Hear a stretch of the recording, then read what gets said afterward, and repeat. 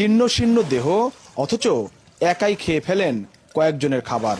ভম্বলকে তাই ঠিকমতো খেতে দিতে পারেন না পরিবারের সদস্যরা। বিভিন্ন সামাজিক অনুষ্ঠানে গেলেই কেবল তার খাওয়া হয়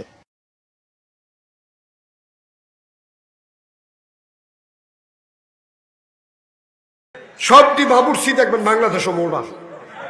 আরেক তারার গুস্ত খেয়ে শৈল বানাইতে খারাপ কি? সবগুলা বাবুর্চি যেটি বাবুর্চিগিরি করে, আমি শৈলটা বানাইলা কেমনে কহুজন নুন চাইয়া। নুন চাইতে চাইতে কেজি খানে গুস্ত চাই। আল্লাহ পাক রব্বুল আলামিন, আজকে জুম্মার দিন, সপ্তাহের শ্রেষ্ঠ দিন।